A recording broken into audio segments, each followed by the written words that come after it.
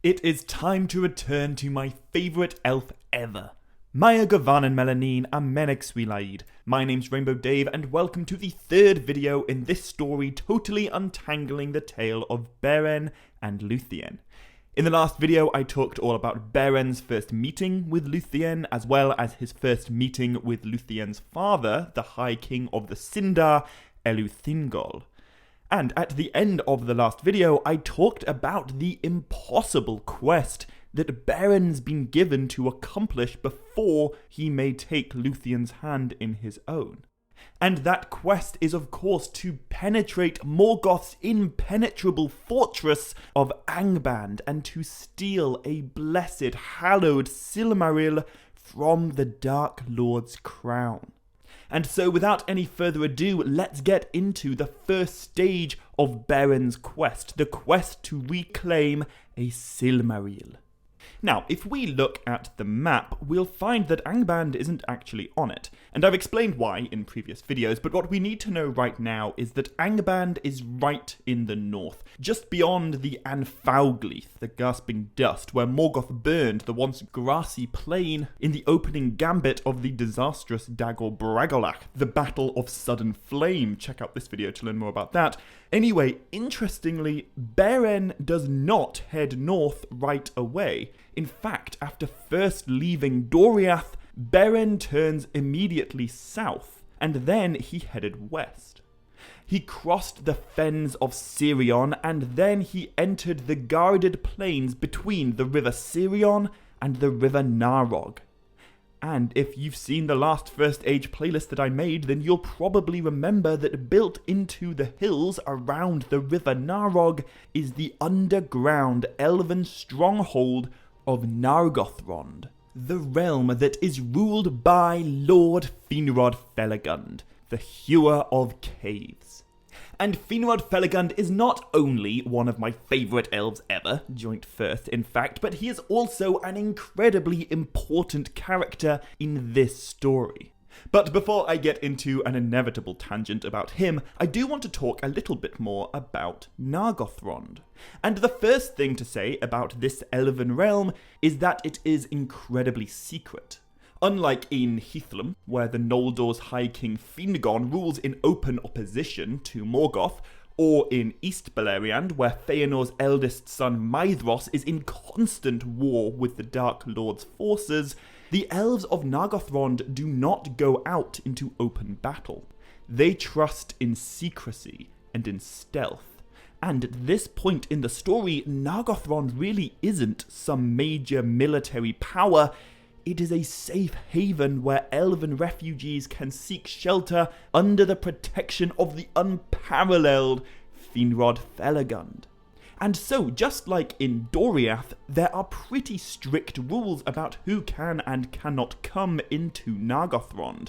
And yet, Beren, being destitute, without hope or counsel, he turned his feet in that direction.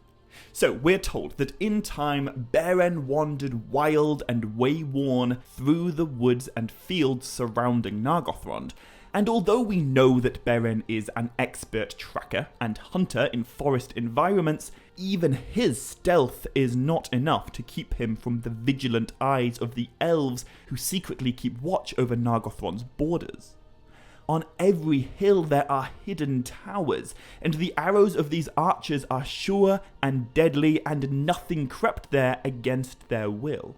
And so Beren doesn't even try to be stealthy. He knows that these elven archers are already aware of him, and death was nigh, so he held aloft the ring of Barahir, the gift of Felagund, and he cried aloud, "I am Beren, son of Barahir, friend of Felagund. Take me to the king." And as it goes, this ends up saving Beren's life.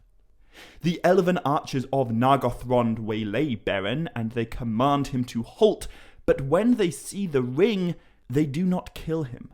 Instead, they lead him by night along secret paths, and eventually Beren is brought through the Dark Gate and into the halls of Finrod Felagund. And as I've said, Finrod Felagund is the founder of Nargothrond, and he's an amazing character. He is Galadriel's oldest brother, and he established this guarded realm after receiving a vision and a warning in a dream that was sent to him by one of the Valar.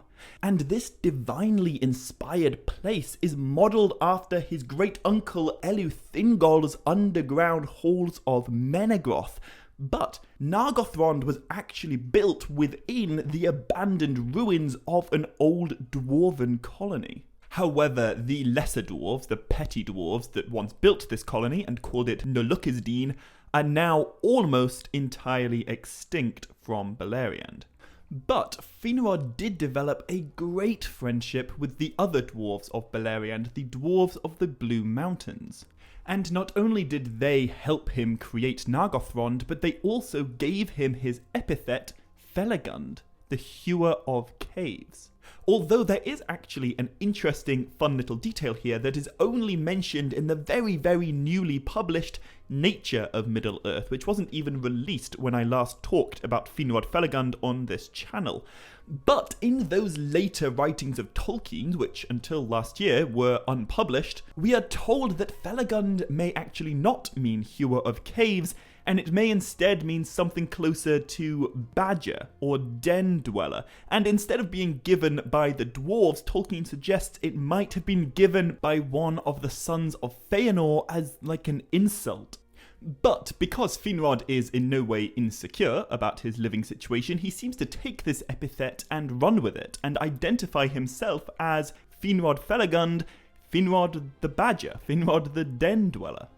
Anyway, whether you consider these later writings canon or not is really up to you, but don't forget, Finrod was also the guy who discovered the first men to enter Beleriand, and he took them under his wing, and he introduced them to the rest of Beleriand, and kind of became a sort of guardian of the House of Beor, which is, of course, the same house that Beren is descended from.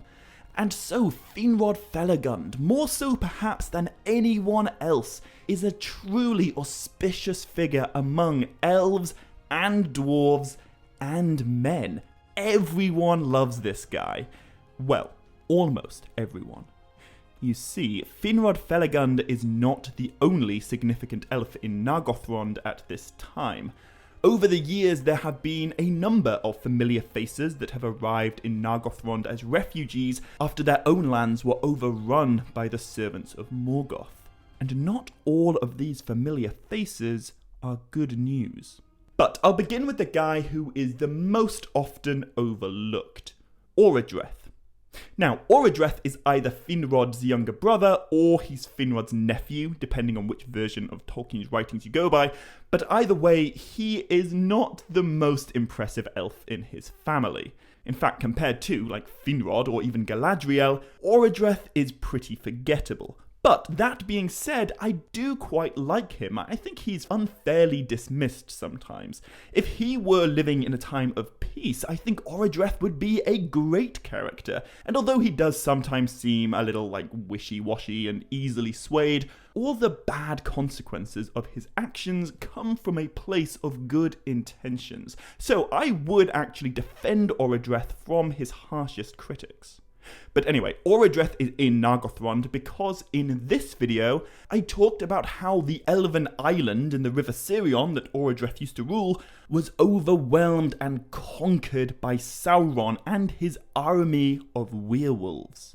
And that storyline is going to be very important very soon, so if you've not already seen that video, I'd advise you check it out after this one finishes. Anyway, Orodreth's island, which was originally inhabited by Finrod, was completely conquered and taken by Sauron's forces, and it is now known as Tol in Gaurhoth, the Island of Werewolves.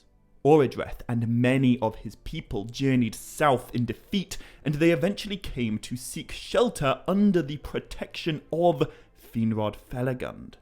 But Orodreth is not the only Noldorin prince to come seeking Finrod's sanctuary, and after the disaster of the Dagor Bragolak, two of Finrod's cousins were also ousted from their lands, and they also fled west into Nargothrond. But when this happens, Tolkien tells us very forebodingly that it would have been better if they had remained in the East. And that's because these two cousins of Finrod's are Celegorm and Curufin, the two worst sons of Feanor. Now, I know Feanor is a character that I've been quite critical of over the life of this channel, and to be fair, I probably will continue to be, because he did so many awful things. But in Feanor's defense, he did have some redeeming qualities. That much at least is true. He wasn't entirely awful, but Celegorm and Curufin, these guys are entirely awful. They've not had a huge amount of time to shine so far, but rest assured, in the tale of Beren and Lúthien, these guys are no less villainous than, Sauron is, and we'll see in the near future just how utterly despicable they are. Although, say what you will about them, there is no denying that Celegorm and Curufin are charismatic and gifted at politics. We're told that during the short years they've been in Nargothrond, they have won a strong power in the realm, and there are elves in Nargothrond who really truly do support them. And of course, a huge part of the reason why these two are such horrible people is because they are bound up in the Oath of Fëanor, the cosmically binding declaration that they would never stop hunting the Silmarils, and they would pursue with vengeance and hatred to the ends of the world Valar, demon, elf, or man as yet unborn, or any creature, great or small, good or evil, who so should hold or take or keep a Silmaril from their possession. These guys are spiritually incapable of turning aside from their oath to reclaim the jewels of their father. But I do not think that is an automatic excuse. Their older brothers, Maedhros and Maglor, are also bound by the exact same oath, but they aren't absolute dicks about it. They certainly do some very bad things because of the oath, but they also do some good things. Celegorm and Curufin do no good things. They are motivated solely by a selfish, cowardly desire. And that selfish, cowardly desire is of course diametrically opposed to Beren's loving desire. But they all want the same thing. And Finrod himself tells us that they would lay all the elf kingdoms to ruin, rather than suffer any other than themselves to win or possess a Silmaril. However, before we move on from these two guys, I do want to mention two other characters who are a part of Celegorm and Curufin's entourage. And despite their relationship to these villains, both of these characters are great. You see, Curufin the Crafty is unique among Feanor's children, as he is the only one to sire Feanor a grandchild. We have absolutely no idea who Curufin's wife was, but we do know that he had a son with her. And just as Feanor was an incredible craftsman of the First Age, his grandson is an incredible craftsman of the Second Age, Celebrimbor, aka the Lord of Eregion, the guy who forged the Rings of Power, the guy who kept the 3 Elven Rings safe from Sauron, and the guy who fought an epic war with the Dark Lord, which set in motion most of the rest of Middle-earth's history. Celebrimbor is a huge name in the Second Age, and although none of the things that he'll be famous for happen until after the end of the First Age, Celebrimbor's first chronological appearance is here, in the tale of Beren and Lúthien, where his father Curufin lives with him in Nargothrond. And, interestingly, during this story, we are told that Celebrimbor repudiated the evil deeds of his father, and he stood against him on the side of the good guys. Now, the last character to talk about before I get back to Beren and Finrod is neither an elf nor a man. He is, in fact, a dog. But he's not just any old dog. He is the best boy in all of Middle-earth. His name is Huan, and he is a hunting hound of Valinor, which means he's really not like most other animals in Middle-earth. More so than even someone like Gwaihir or Shadowfax, Huan is a character in this story. He's not a plot device, he is a thinking, feeling, speaking character. He was endowed with special gifts by his original owner, Orome, the Valor of Hunting, and so Huan is sleepless, tireless, and immortal. Also, he's the size of a small horse. Now, Huan is a very important character in the tale of Beren and Lúthien, and he is one of the reasons that it is such an awesome story, but I will talk about him much more over the next few videos. However, right now, I will say that Huan's owner/master is very much undeserving of his dog's wonderfulness, because back in Valinor, Huan was given as a gift by Orome to, of all people, Celegorm, which I find nuts. I get that Celegorm is an excellent hunter and he was the son of one of the greatest elves ever to live, but if I was Orome, I would not be gifting one of my hunting hounds to that jerk. Anyway, don't judge the dog by the quality of his master. Huan is a legend, but at this time, he is at Celegorm's side in Nargothrond. Anyway, back to Finrod and Beren. We are told that when Beren was brought before Finrod, Felagund knew him, needing no ring to remind him of the kin of Beor and of Barahir.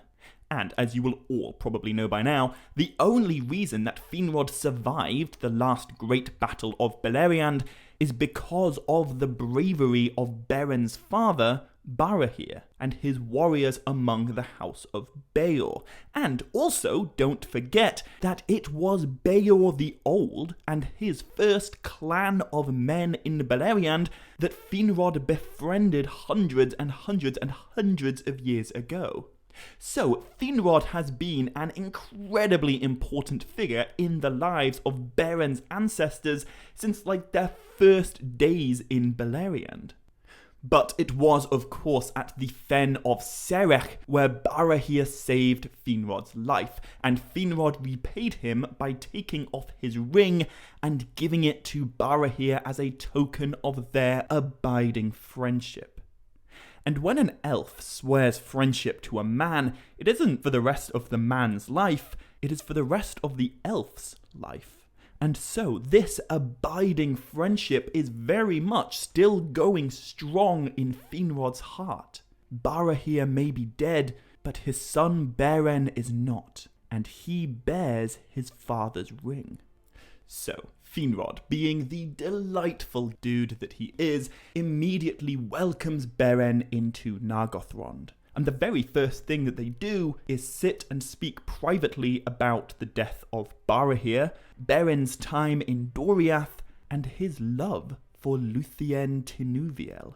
But when Beren gets into the part about the quest to reclaim the Silmaril, Finrod hears the tale in wonder and disquiet.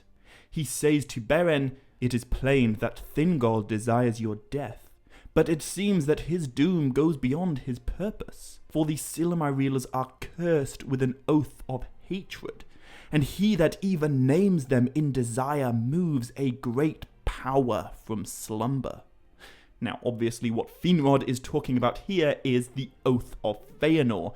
But what I find incredibly interesting is that the Oath of Fëanor is brought up only a few sentences after Finrod mentions his own oath of abiding friendship.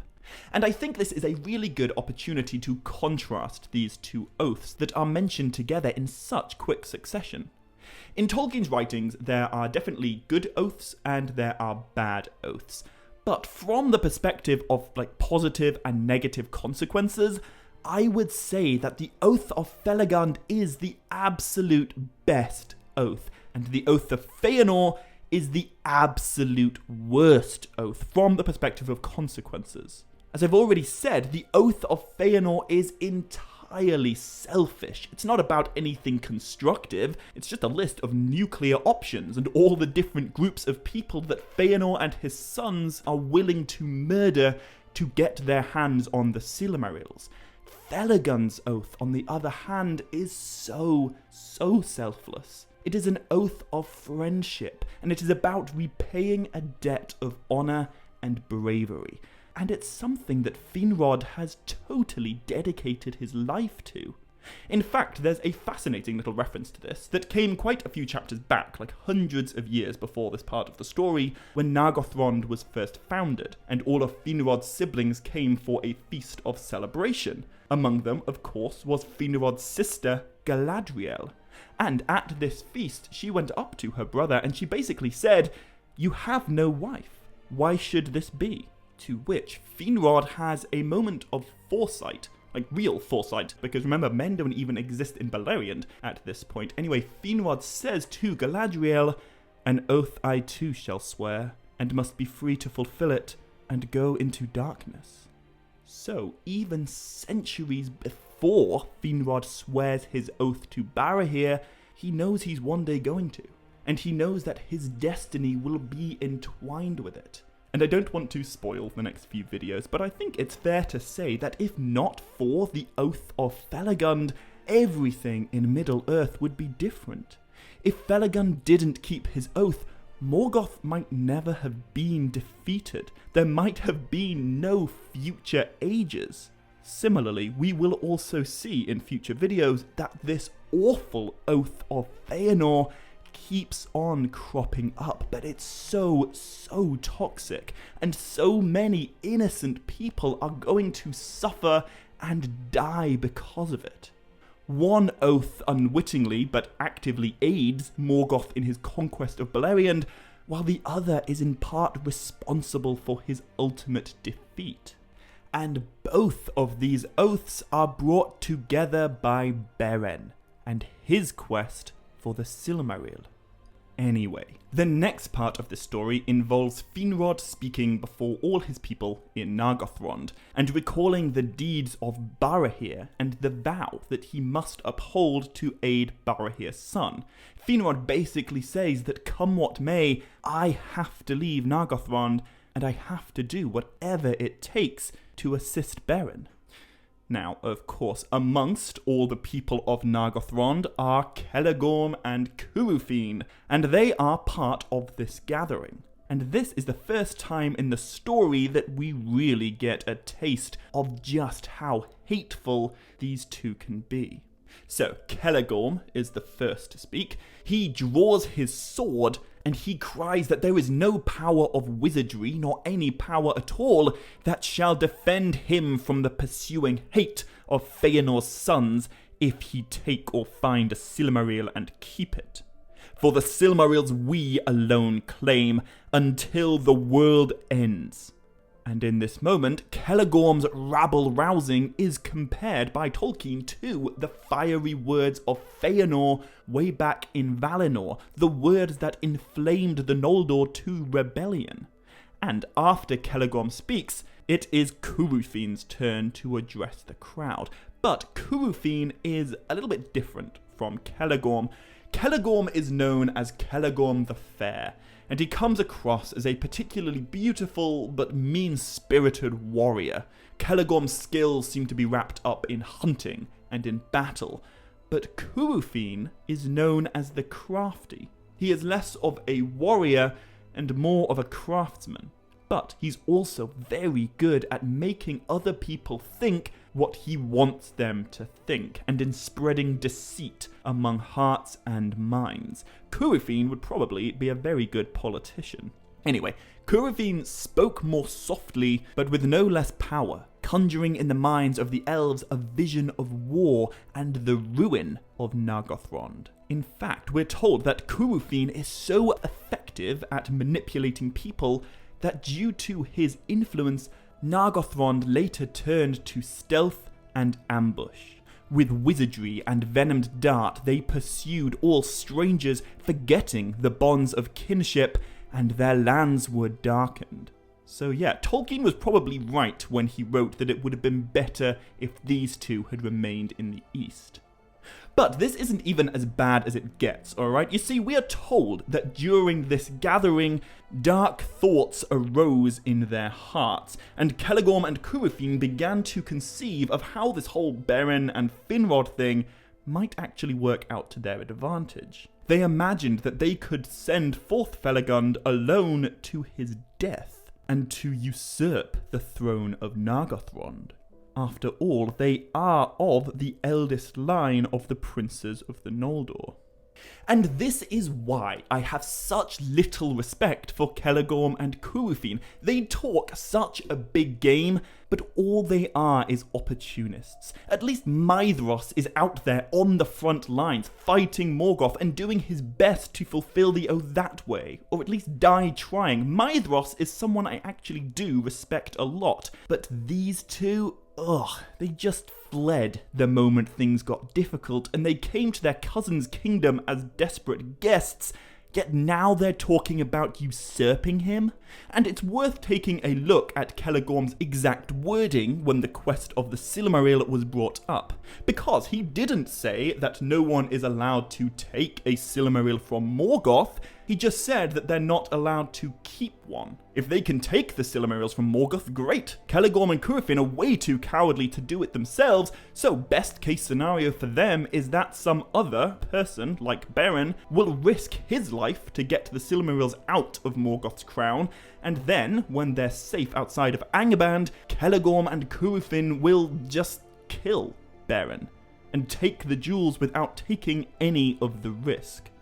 For a very long time, Celegorm and Curufin have just sat comfortably on the sidelines, talking about the Silmarils, but not actually doing anything constructive to get them back. And then, as soon as Beren shows up, talking about claiming a Silmaril for the sake of love, these guys state that we alone claim the Silmarils until the world ends. And then they begin conjuring schemes in that very moment that involve murder and the seizure of the throne from their own cousin, who happens to be the loveliest guy ever.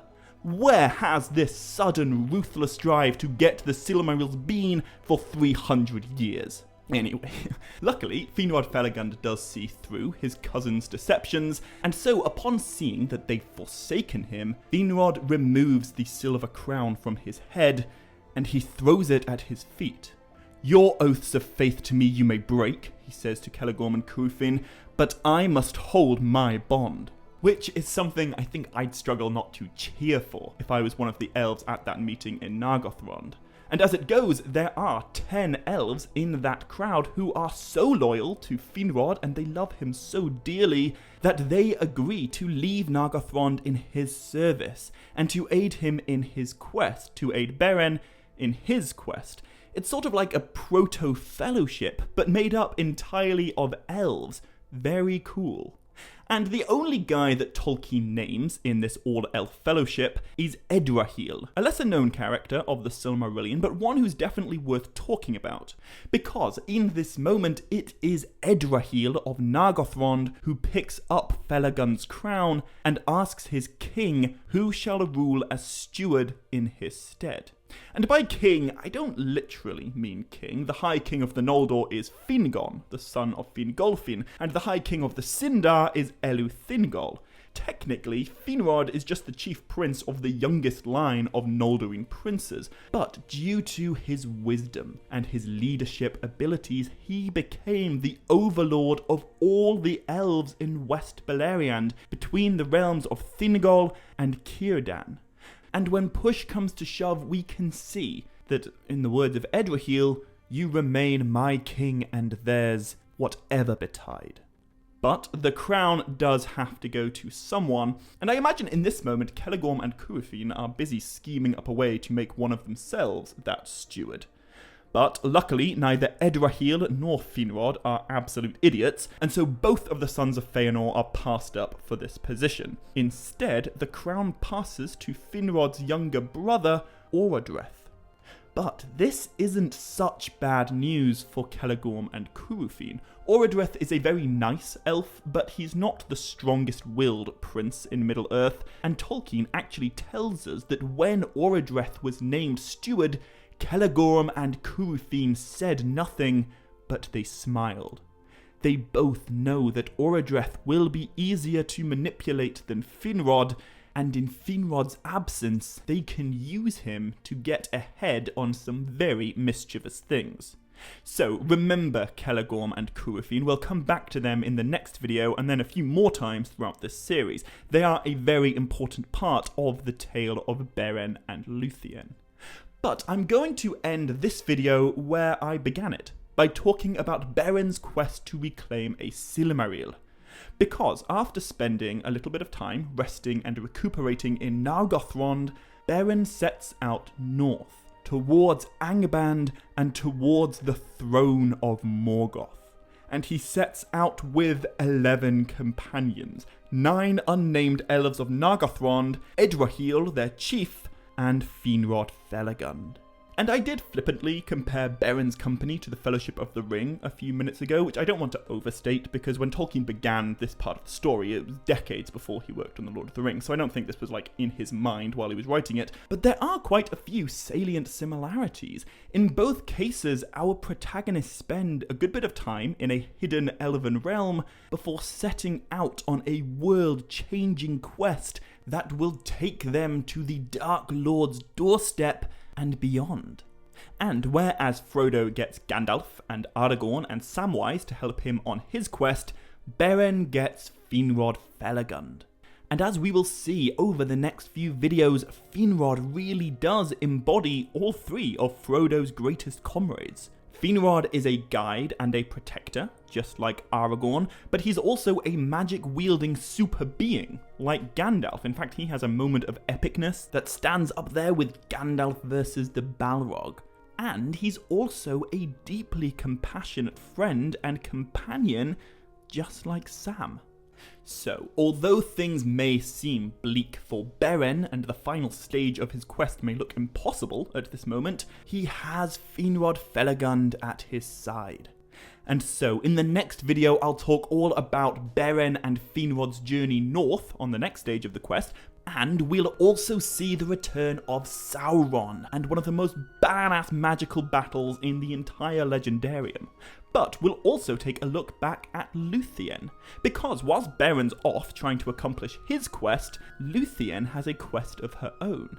And the actions of Lúthien are also going to change everything. So, to make sure you don't miss next week's video, hit subscribe if you haven't already, and don't forget to hit like and leave a comment on this video if you want to. Anyway, as always, until next time, my dear friends, much love.